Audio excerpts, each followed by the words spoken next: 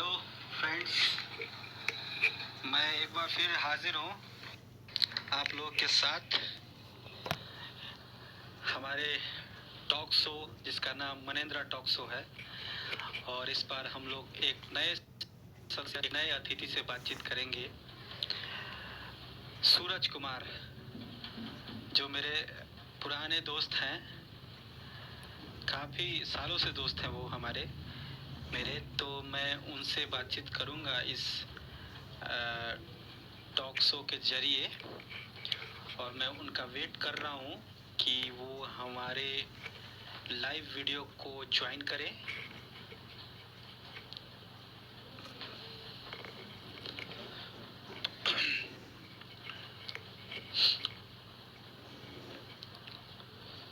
Come on सूरज भाई, आ जाइए,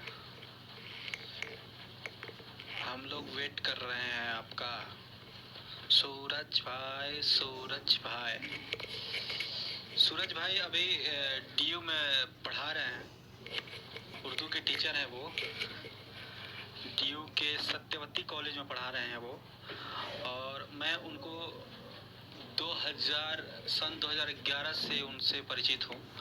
और हम लोग BHU में, हाँ, वो आ गए हैं, तो मैं उनको इनवाइट कर रहा हूँ।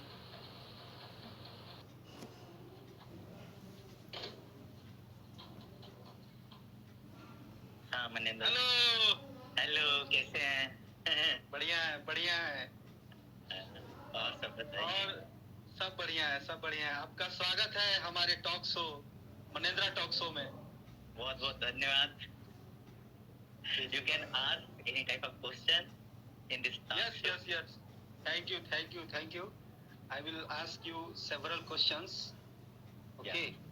तो हम लोग ज़्यादातर, we will try to speak in Hindi only. Hindi, English, both. हाँ, both. Whatever you prefer, English. Largely we will speak in Hindi only because. ठीक है ना? Okay. तो ये बताइए आप, सूरज भाई कैसे हैं? ठीक हूँ मैं, आप सुनाइए सब कैसे हैं आप? बढ़िया है, बढ़िया है।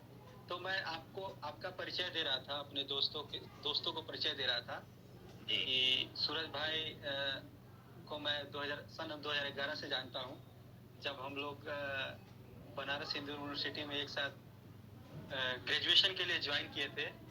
और हम लोग एक साथ हॉस्टल में रहे 3 सालों तक। और फिर हम लोग अपनी पढ़ाई जारी रखे और हम लोगों ने MA ज्वाइन किया सेम यूनिवर्सिटी में, JNU में। तो वहाँ भी हम लोग साथ साथ थे और हमारी दोस्ती छूटी नहीं। और लगातार हम लोग एक दूसरे के साथ बने हुए हैं। तो रहने वाले सूरज जी रहने वाले हैं देवरिया, यूपी देवरिया के। सही कह रहा हूँ ना सूरज जी? जी बिल्कुल बिल्कुल बिल्कुल, आप सब सही कह रहे हैं। रहने वाले देवरिया के हैं ये। और लिटरेचर में इनकी खासी रुचि है।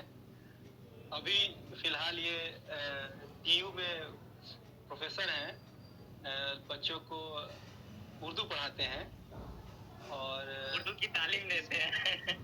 उर्दू की तालीम देते हैं। हाँ, जी जी जी। तो इस बातचीत के दौरान हमें हो सकता है बहुत सारे उर्दू के शब्द सुनने को मिलेंगे।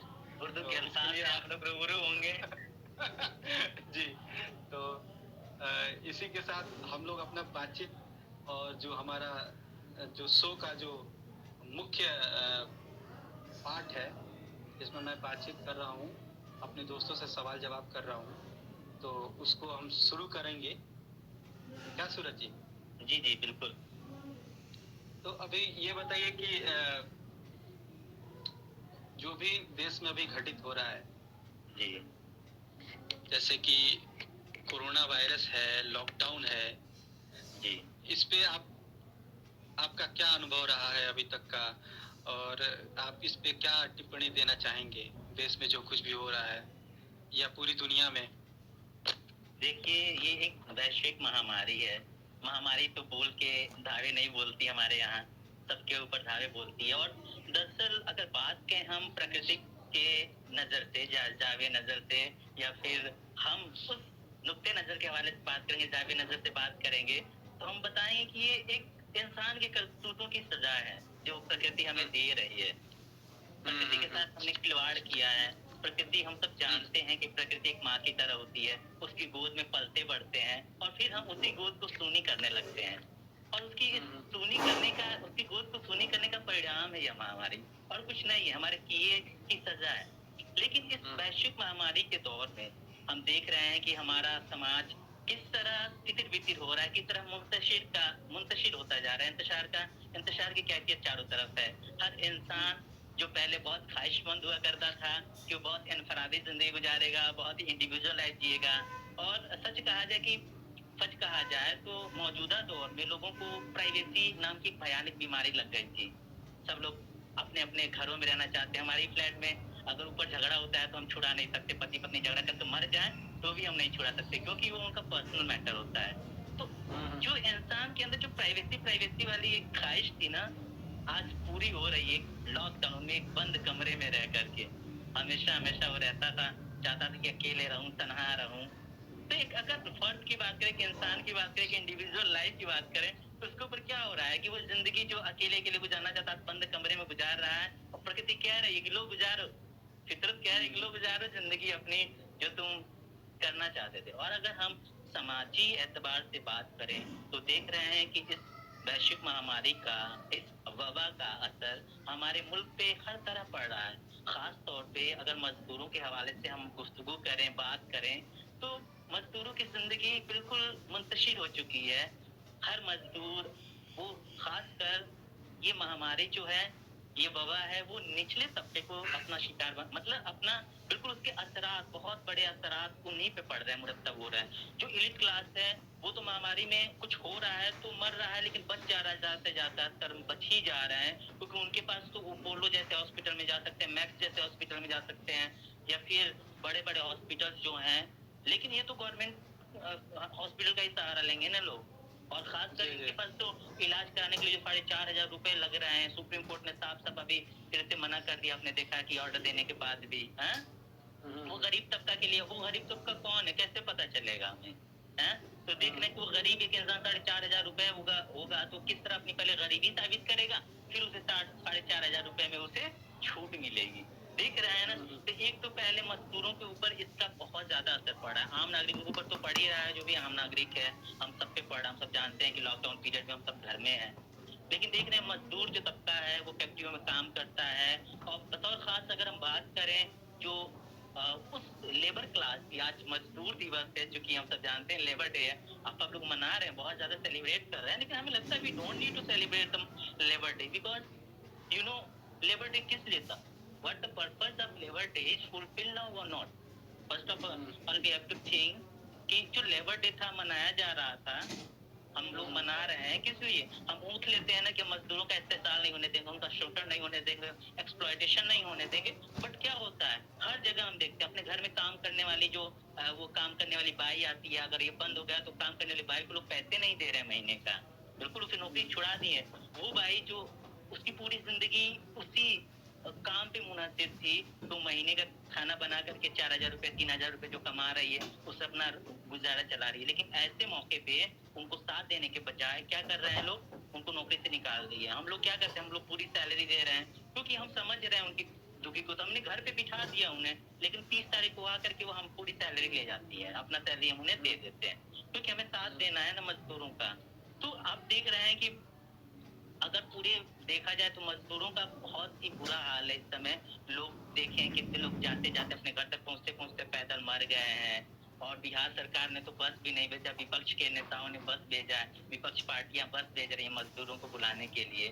तो देख रहे हैं ना कि इस सिचुएशन में भी गवर्नमेंट को जो रोल प्ले करना चाहिए वो नहीं कर रही है, और बड़ी बड़ी बातें हो रही हैं, पैसे भी खूब ज्यादा दिए गए हैं, और देख रहे हैं बड़े बड़े लोगों का कर्ज माफ हो रहा है, भगौड़ों का कर्ज माफ हो रहा है, जो बड़े बड़ी कंपनियों वाले हैं उनका कर्ज माफ किया जा रहा है। लेकिन क्या मजदूर तबकों का, उस किसान का जो कि बर्फ के ये जो बर्फबारी हुई है, जो बड़े बड़े ओले पड़े हैं, उनकी जो उनकी फसल नुकसान उनका हुआ है, इस पर क्या उनकी कर्ज माफ किया गया है? नहीं ना।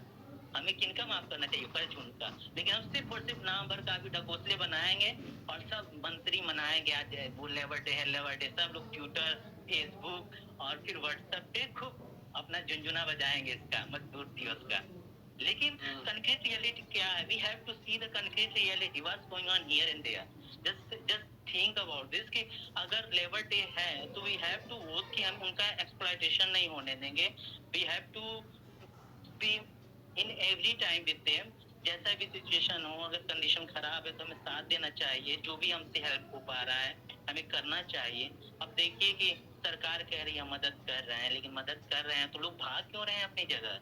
उनको मदद मिलती, बाकायदा पैसे मिलते, तो फिर अपने घर की तरफ रवाना क्यों होते? वो किसी तरफ भाग रहे हैं कि यहाँ तो मरना ही है, वबा से मरना ही है, और वहाँ पर चलते भी मरना ही है, भूख से मरना ही है. अच्छा, चीजें देखिए, ये तो मतलब समाज की बातें हो गई, ठीक है, दुनिया की बातें हो गई. व्यक्तिगत तौर पे आपको किस तरह की चुनौती का या किस तरह का सिचुएशन को फेस करना पड़ा कोरोना वायरस के कारण या लॉकडाउन के कारण? आप किस तरह का एक्सपीरियंस झेल रहे हैं या फेस कर रहे हैं? देखिए, दरअसल बात ये है कि लॉकडाउन पीरियड में हम लोग घरों में कैद होके रह गए हैं, एक बंद पिंजरे में. जैसे एक छोटा सा पंछी होता है, एक परिंदा जिस तरह एक छोटे से पिंजरे में कैद हो जाता है और अपनी जिंदगी बसर करता है, वैसे ही कर रहे हैं हम लोग. और दूसरी बात, अगर जब हम कभी दूध खरीदने जा रहे हैं, एक बार तो घर से बाहर जा रहे हैं, उसके बाद नहाना पड़ रहा है, कपड़े धोना पड़ रहा है, साफ साफ जो भी सामान लेकर आ रहे हैं उसको सर्फ के पानी में धोना, या फिर उसको जो भी दूध के पैकेट आए तो उसको सर्फ के पानी 5 मिनट तक धोना. इतना धोना पड़ता है कि उसके ऊपर का रंग उजड़ने लगता है. सोचिए कि लाइफ जैसी थी, जैसी स्मूथली लाइफ चल रही है, अब स्मूथली लाइफ नहीं चल पा रही है. कहीं ना कहीं एक खौफ, डर, बार बार सैनिटाइजर लगाना हाथ में, बार बार साबुन से हाथ धोना, कभी कभी तो हाथों में जलन होने लग रही है. एक खौफ का माहौल जो है चारों तरफ तारी ही है.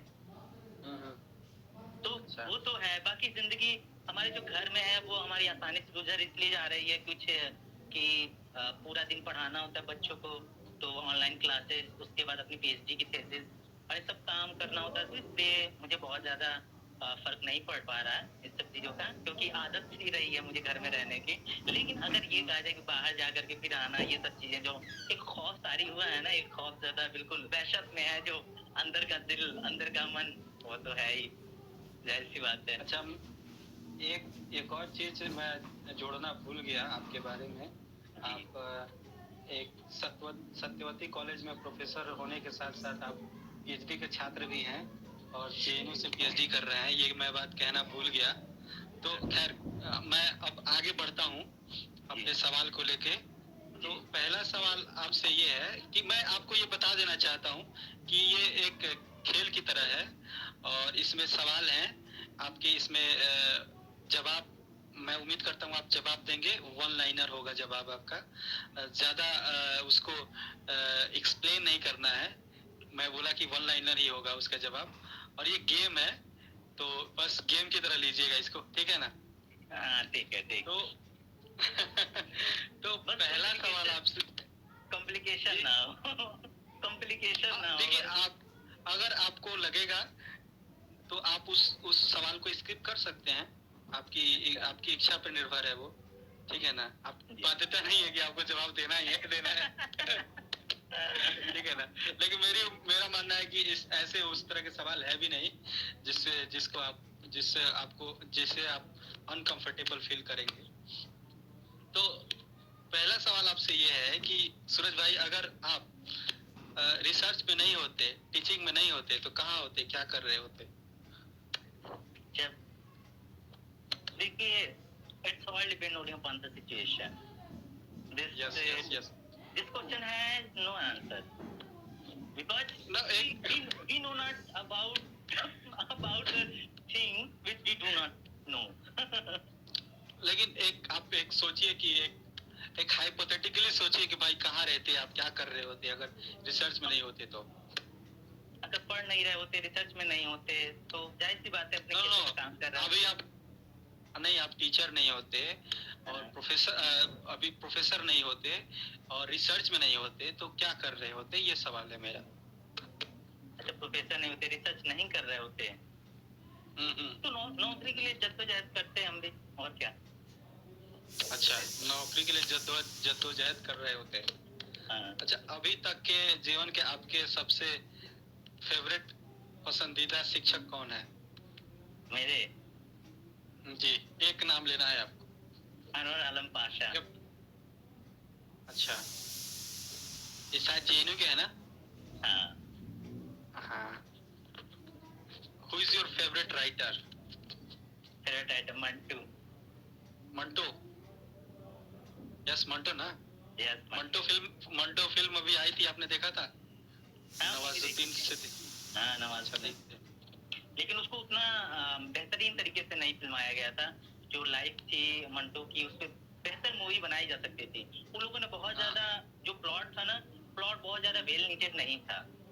ओके ओके, हाँ, लेकिन फिल्म का भी अपना एक लिमिटेशन होता ही है। ठीक है। अगला सवाल आपसे ये है कि what is your favourite book? Favourite book? Book.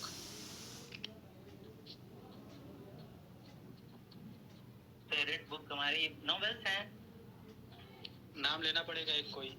अच्छा, कोई एक नॉवेल का नाम? जी जी, जो आपको सबसे पसंद आता है। अच्छा, हिंदी में कि इंग्लिश में या उर्दू में, किसी एक बताइए। From any field, any category, कहीं से भी, बस एक चुनाव करना है आपको। और हमारे यहाँ हिंदी में है एक उपन्यास, आपका बंटी। आपका बंटी, हाँ हाँ हाँ, ये महादेवी वर्मा ने शायद उसको लिखा हुआ है, आई थिंक, अगर मैं गलत नहीं हूँ तो। महादेवी वर्मा ने लिखा हुआ है ना आपका बंटी? हाँ हाँ हाँ, तो शायद हम लोगों को वो ग्रेजुएशन पढ़ना था। मुझे बहुत पसंद है वो नॉवेल। हाँ, मुझे वो मतलब क्या कहें, मनोवैज्ञानिक लगा, वो काफी मनोवैज्ञानिक था वो। सबसे अच्छा उसमें चाइल्ड साइकोलॉजी को दिखाया गया था ना, वो अच्छा लगा। हम लोगों को मंगलम जी जुड़ रहे हैं, हम लोग मंगलम जी देख रहे हैं, और मंगलम जी भी साहित्य के छात्र हैं, तो पता नहीं वो किस बात पे नहीं लिख रहे हैं क्या। मन्नू भंडारी, हाँ हाँ हाँ, सही बोल रहे हैं ये, मैं गलत था।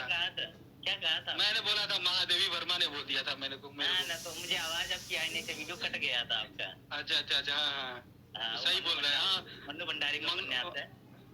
मंगलम जी आप सही बोल रहे हैं, मैं गलत था, भूलवश मेरे से बोला गया वो। तो हाँ, अगला सवाल आपसे ये है कि आपकी फेवरेट मूवी कौन सी है? मेरी फेवरेट मूवी? जी जी, एक चुनाव करना है। मुगले आजम।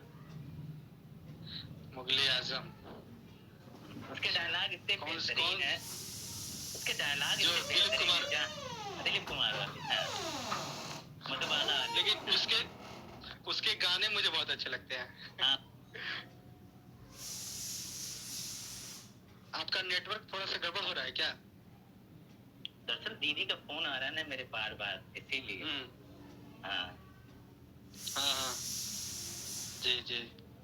अगला सवाल आपसे ये है कि आपका एक पसंदीदा गीत कौन सा है, गाना कौन सा है? गाने तो बदलते रहते, कोई एक गाना मेरा पसंदीदा नहीं है। मतलब अभी के समय में फिलहाल एक चुनाव करे तो कोई गाने गीत का, तो कौन सा गीत होगा आपका? फिलहाल तेरा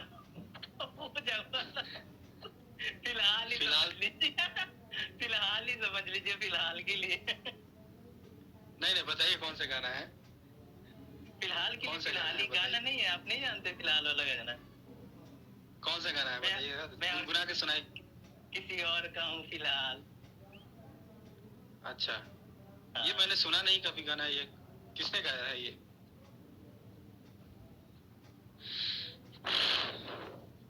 हेलो।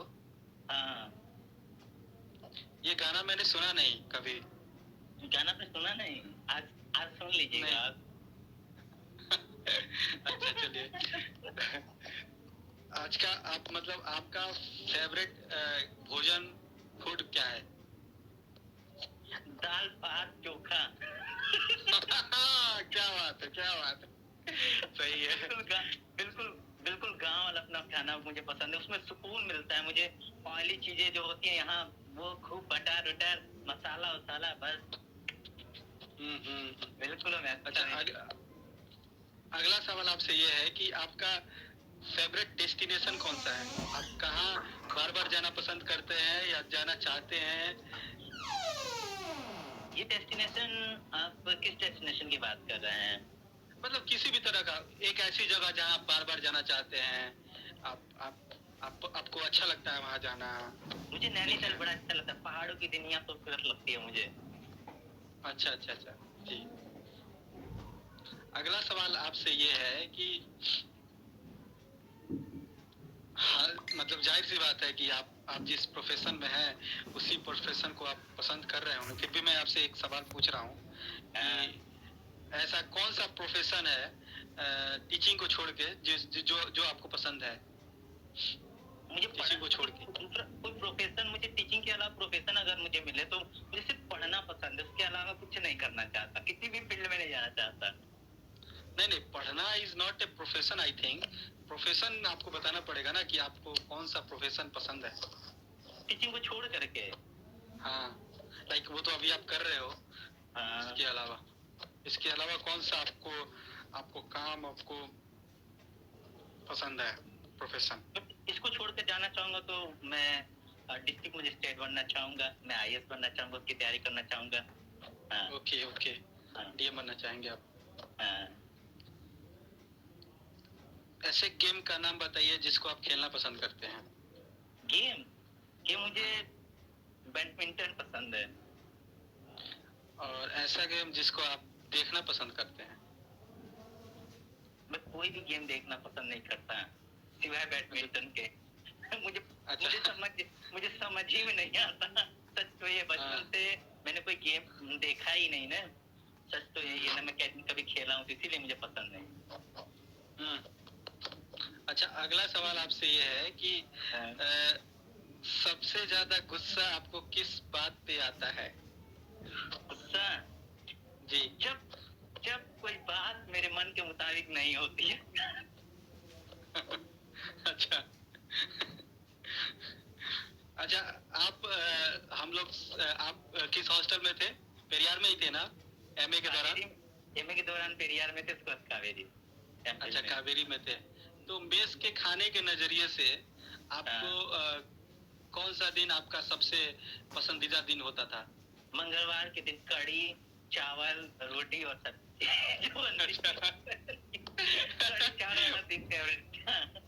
मुझे भी कढ़ी अच्छी लगती थी, लेकिन कढ़ी का ग्रेवी अच्छा नहीं लगता था मुझे। मुझे पकौड़ा अच्छा लगता था।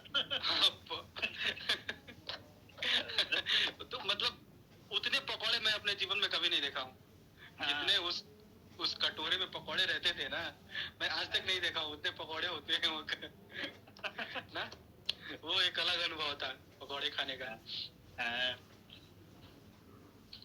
अगला सवाल आपसे ये है, पूछिए। ऐसी कौन सी यूनिवर्सिटी है जहां आप पढ़ना चाहते हो? जेएनयू को छोड़ दिया जाए तो? हाँ, दिल्ली यूनिवर्सिटी। डीयू में पढ़ना चाहते हैं? अगर जेएनयू को छोड़ दिया जाए तो वो ऐसी कौन सी कमी है जिसको आप अपने अंदर से खत्म करना चाहते हैं? हाँ, मेरे अंदर दरअसल मैं बहुत जल्दी प्रतिक्रिया दे देता हूँ किसी भी चीज का, जो कि मुझे नहीं देना है। मैं चाहता हूँ कि मैं खामोश रहूँ, मैं प्रतिक्रिया जल्दी ना दूँ। कोई मुझे कुछ कहे, चुपचाप सुन लूँ, वो कुछ भी कहे, बुरा भला कुछ भी कहे, I want to accept and further I want to go ahead.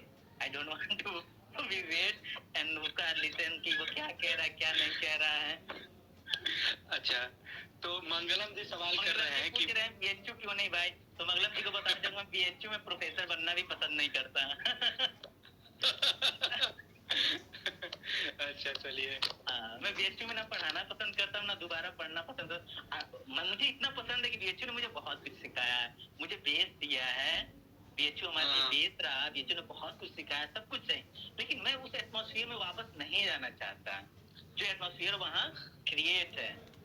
अच्छा अच्छा Actually, I don't मुझे like the atmosphere, whatever in the campus. जैसा होना चाहिए, जैसा suitable और educated, well educated atmosphere होना चाहिए, जैसा लोग जैसी लोगों की सोच होनी चाहिए, वो जेएनयू जो मिलता है वो कहीं नहीं मिल पाता. इसलिए जेएनयू में मेरी आखिरी पढ़ाई है, यही पीएचडी मेरी आखिरी पढ़ाई. उसके बाद ना तो मैं पीडीएफ करूंगा, सिर्फ और सिर्फ मैं नौकरी की तलाश करूंगा. मैं नौकरी कर रहा हूँ, अब मुझे कुछ और नहीं करना.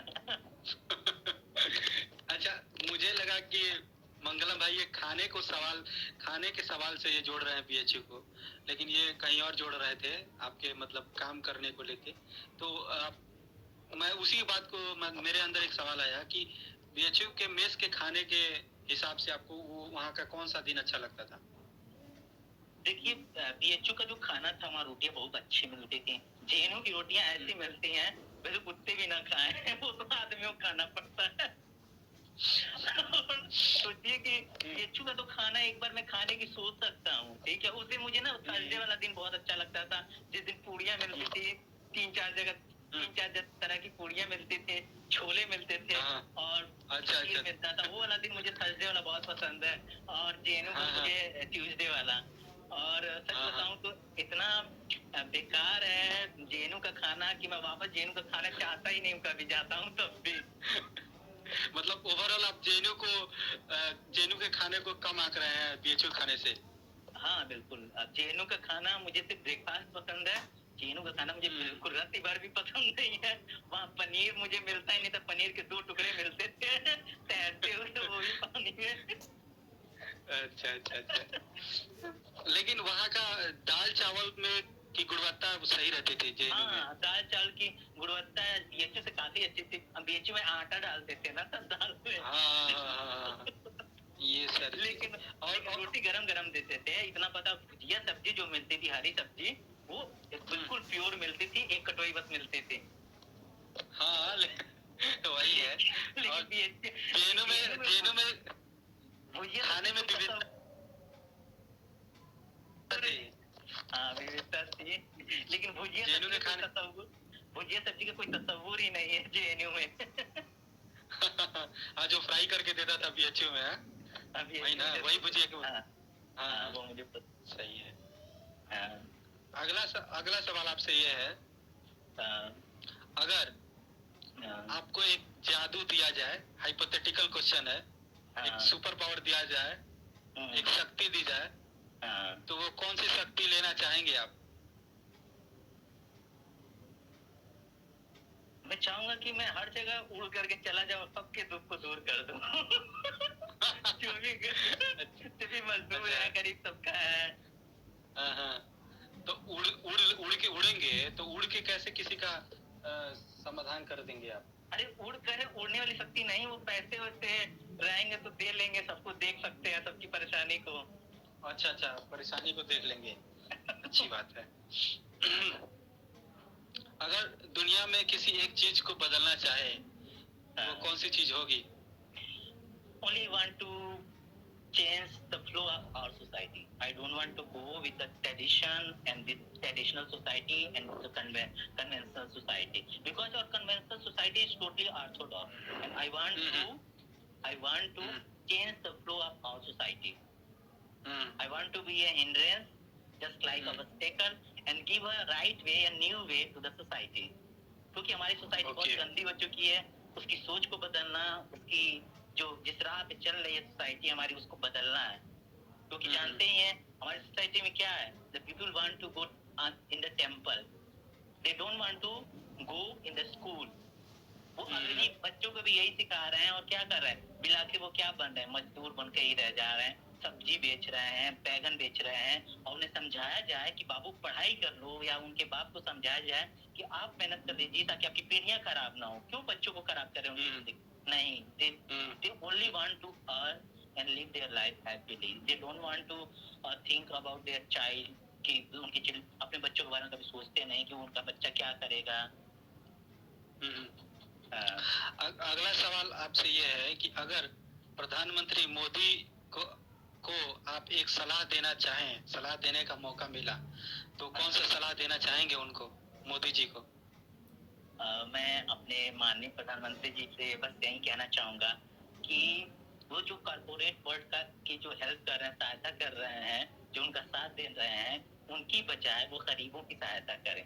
जो कर्ज उनकी माफ कर रहे हैं, उनका कर्ज माफ कर रहे हैं, उसकी बजाय वो मजदूरों और गरीबों और किसानों का कर्जा माफ करें, जिसके अन्न पे हम जी रहे हैं, जिसके अन्न पे वो मोटे हो रहे हैं, जिनके चेहरे पर उनके चेहरे पर रौनक जो आ रही है, जिसकी रोटी, जिसके आटे से जिसकी बनी हुई रोटी खा कर वो जिंदा है, उसकी हेल्प करें, ना कि कॉर्पोरेट वर्ल्ड की। ठीक है। अच्छा, अगर अगर कुछ समय के लिए आपको जेएनयू यूनिवर्सिटी का वाइस चांसलर बनाया जाए तो पहला डिसीजन, पहला निर्णय आप क्या लेंगे? पहला डिसीजन, अगर जेएनयू का वाइस चांसलर बनूं तो पहले तो टुकड़े टुकड़े गैंग को बंद कराऊंगा। टुकड़े टुकड़े गैंग करवा करके पूरे जेएनयू को बदनाम किए हुए, और एबीवीपी की वो जो पार्टियां हैं जो उसमें घी का काम करती हैं जेएनयू को बदनाम करने में, इन दोनों को पाबंदी लगवाऊंगा मैं। कोई भी अनवांटेड चीजें उसमें होने नहीं दूंगा। सिर्फ और सिर्फ पढ़ाई का माहौल जो है बना हुआ अच्छे से बने, तर्क वितर्क हो। ये लड़ाई जो पत्थरबाजी चल रही है उसको तो पूरी तरह बंद कराऊंगा, और उसमें चारों जगह हर जगह मैं सेफ्टी गार्ड और सिक्योरिटी गार्ड अच्छे वाले लगवाऊंगा, जैसे जेबीएचयू में लगे हुए हैं ना वैसे वाले। अच्छा अच्छा। हाँ। अगला सवाल आपसे ये है कि अपने जीवन का एक मोमेंट क्या है, आपके जीवन का एक मोमेंट जिसको आप फिर से जीना चाहते हो? चाइल्डहुड, अपना बचपना, क्योंकि हर इंसान की ख्वाहिश होती है कि वो बचपना के मासूम गलियों में एक बार घूम आए, सैर कर आए, क्योंकि जो बचपना की मासूम गलियां हैं वहाँ पे किसी तरह की अय्यारी नहीं है, मक्कारी नहीं है, फरेब नहीं है, सिवाय एक मासूमियत के। वहाँ पे हम आज़ाद होते हैं हर तरह की परेशानियों से, हर तरह के मसाइल से। आजकल हम देखते हैं जैसे जैसे हम लोग बड़े होते हैं, हम लोग क्या करने लगते हैं, हम लोग ऑब्जर्व करने लगते हैं सोशल इश्यूज को, सोशल एंड पॉलिटिकल इश्यूज को, सब कुछ देखने लगते हैं, समझने लगते हैं दुनिया को। तो हमारी जो पर्टिकुलर इंडिविजुअल लाइफ की जो भी प्रॉब्लम है उसके साथ साथ जो सोसाइटी की लाइफ है, वो सोसाइटी की जो प्रॉब्लम्स है वो भी हमारे साथ मिल करके हमें और ज्यादा दुख देती हैं। और इनफैक्ट यही होता है कि हमारे पास पैसे हो जाते हैं, बहुत बड़े ओहदे पे आ जाते हैं, अच्छा सा बेड होता है, खाना होता है, फिर भी रात को नींद नहीं आती है। अच्छा, अगला सवाल आपसे ये है कि मुझे पता है कि आप उर्दू विभाग में हैं, अभी वहाँ के रिसर्च स्कॉलर हैं, तो मुझे ये बताइए कि अगर एक सिचुएशन बने और आपका ट्रांसफर होना हो किसी दूसरे विभाग में, तो आप किस विभाग में ट्रांसफर होना चाहेंगे? इंग्लिश डिपार्टमेंट में। English department. बीएचयू का कोई एक साथी का नाम बताइए, कक्षा साथी का नाम बताइए जिसके साथ आप सफर करना पसंद करेंगे। आपको छोड़कर कि आपके साथ, आपको लेकर के? Including everybody, whatever friend you had at that time, उनमें से किसी को भी चुन सकते हो आप, इंक्लूडिंग मी एज वेल। तो आप नो, हमको खुश नहीं करना है, आप हमारे सामने है इसलिए हमको खुश करने की कोई जरूरत नहीं है। आपको मंगलम के साथ करना सफर करें, मंगलम समाज के बारे में सोचते हैं, ध्यान देते हैं समाज के बारे में, हर पहलू को सोचते हैं, ये बहुत ही बारीक बीनी के साथ समाज पे देखते हैं, हमने ध्यान दिया है, सब कुछ सोचते हैं। और सबसे अच्छी बात है कि हिंदी विभाग वालों मैंने देखा है कि हिंदी डिपार्टमेंट कहीं का हुई हो, रेदर देन वो उर्दू डिपार्टमेंट के, वो ज्यादा सोचते हैं समाज के बारे में, वो समाज तो ज्यादा उनकी सोच खुली हुई है, वो हर पहलू पे बात करना पसंद करते हैं। लेकिन हमारा विभाग बात नहीं करता, मेरा डिपार्टमेंट नहीं बात करता, फेमिनिज्म पे बात नहीं करना चाहता, वो स्त्री विमर्श पे बात नहीं करना चाहता, ना हमारा जो डिपार्टमेंट है वो ना बात करना चाहता है, ट्रांसजेंडर की सोसाइटी पे नहीं बात करना चाहता है, तो उनका क्या किया जाए, उस पे ना तो कोई नॉवेल लिखता है ना तो कोई कहानी लिखता है। लेकिन हिंदी साहित्य वाले ट्रांसजेंडर सोसाइटी पे नॉवेल लिखते हैं, उस पर रिसर्च करते हैं। यानी सोसाइटी वो जो बिल्कुल डिक्लाइन की गई, हमारे समाज जिसे पसंद नहीं करता हो, बिल्कुल उसको भी लेकर के चलते हैं, सब वो सोचते हैं, ज्यादा खुले हुए हैं।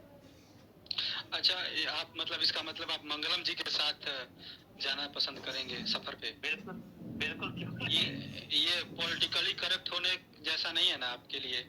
ना, क्योंकि मैं सामने दिख रहा हूँ और मंगलम जी नीचे दिख रहे हैं, तो आप दोनों का नाम ले रहे हो। नहीं ऐसा नहीं है, लेकिन क्योंकि इतने ज्यादा साथी हैं कि हम किसी के साथ पसंद कर सकते हैं, मतलब साथ जाने के लिए। देयर लॉट्स ऑफ फ्रेंड ना, कि कोई आप लोग भी हैं। हाँ, बस। हाँ अच्छा, मैं आपके जो रिसर्च का काम है हाँ उससे कुछ सवाल कर रहा हूँ कि आप हमें बताएं कि मतलब आपका रिसर्च किस विषय पे रहा है एमफिल में, और आपने क्या क्या एक्सपीरियंस रहा रिसर्च का, आपने जो भी रिसर्च किया। देखिए एमफिल में मेरा जो एमफिल का टॉपिक रहा है a comparative study of the selected short stories of Oscar Wilde and Niyaz Fatehpuri with special reference to romanticism। यानी ऑस्कर वाइल्ड और न्याज फतेहपुरी की मुंतखब कहानियों का तकाबली मुताला रोमानियत के खुसूसी हवाले से, इसका उर्दू तर्जुमा हो। और इसी मैंने क्या किया था कि ऑस्कर वाइल्ड और अच्छा, इसको हिंदी में भी समझा सकते हैं। हाँ, ऑस्कर वाइल्ड और न्याज फतेहपुरी की कहानियों का एक क्या बोलते हैं तकाबली का मतलब होता है मुकाबला करना, कंपैरेटिव स्टडी करना, उनका कंपैरेटिव स्टडी है उसमें, ठीक है। तो इसमें मैंने उन दोनों की कहानियों पे रोमांटिसिज्म के हवाले से बात की थी। सबसे पहले मैंने अपने उस एमफिल के रिसर्च में ये दिखाया कि रोमांटिसिज्म है क्या, व्हाट इज द रोमांटिसिज्म, जिसमें मैंने अपनी जो राय दी है रोमांटिसिज्म के बारे में वो ये बताया है कि रोमांटिसिज्म या रोमानियत सिर्फ एक खूबसूरत एहसास है जिसे चंद लफ्जों या जुमलों में समेटा नहीं जा सकता। ये एहसास है, जैसे आप तन्हा हैं, बहती हुई हवा आपको छू जाए और ये छूकर जो गुजरती हुई हवा आपको गुजरे हुए लम्हों की याद दिला दे, ये भी क्या है, रोमानियत है। रोमानियत है। आप जाकर के आप बैठे हुए रोमांटिज्म, वहाँ पे जाकर के आप बहुत तेज धूप है और किसी पेड़ की छांव में जाते हैं और जो शीतलता का एहसास होता है वो भी रोमानियत है।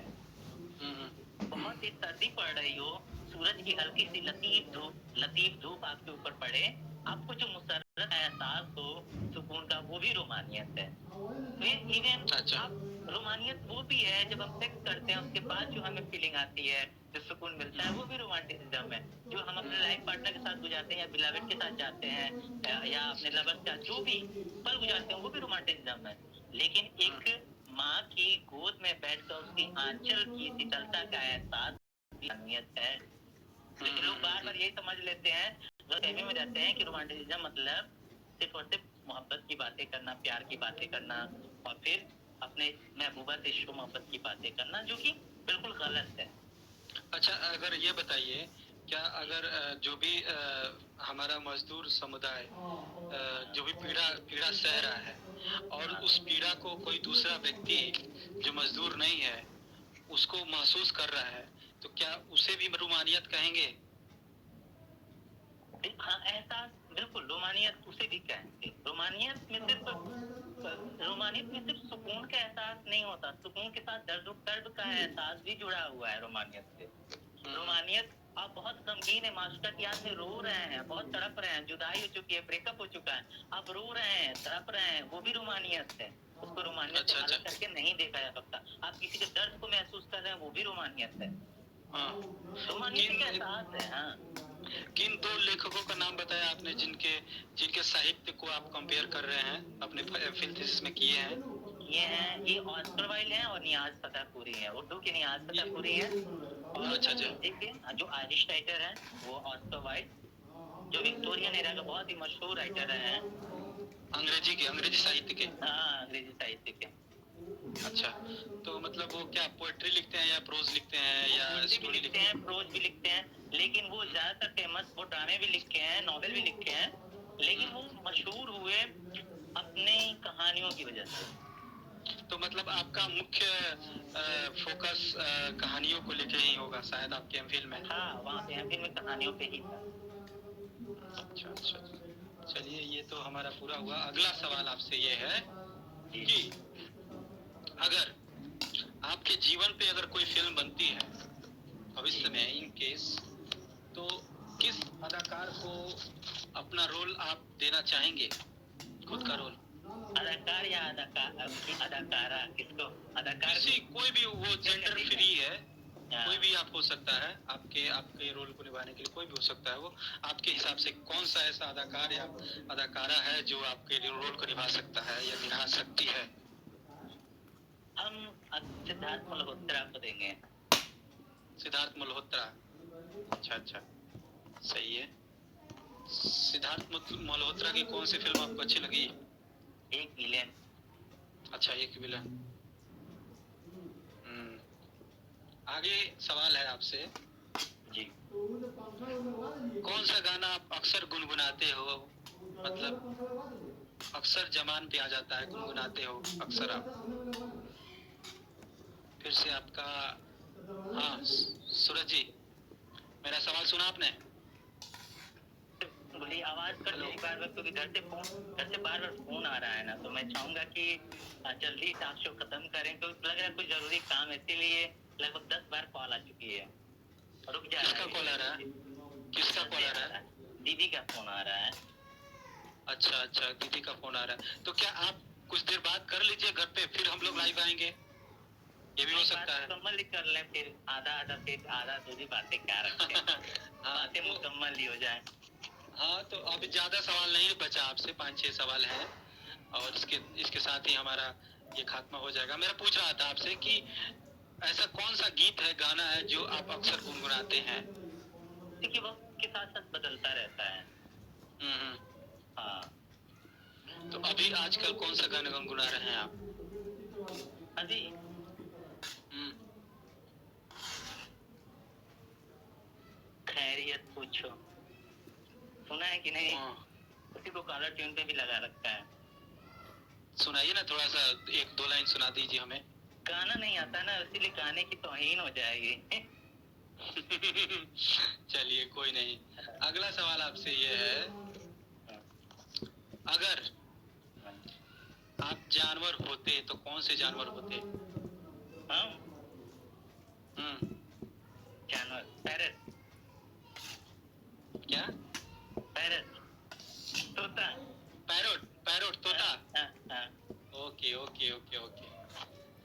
अगला सवाल है आपसे कि एज ए रिसर्चर आप कौन सी स्किल उधार लेना चाहेंगे दूसरे रिसर्च स्कॉलर से या रिसर्चर से?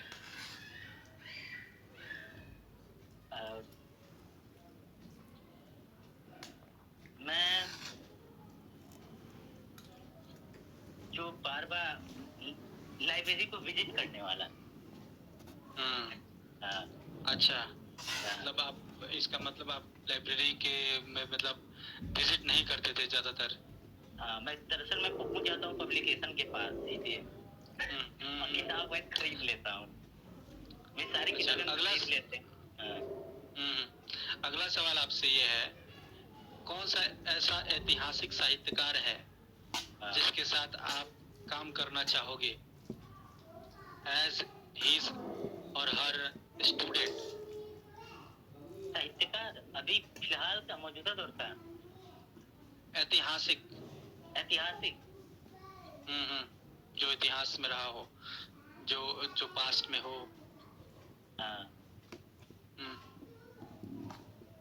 किस साहित्यकार के साथ आप काम करना चाहेंगे? रिकार्टन के साथ। किसके साथ?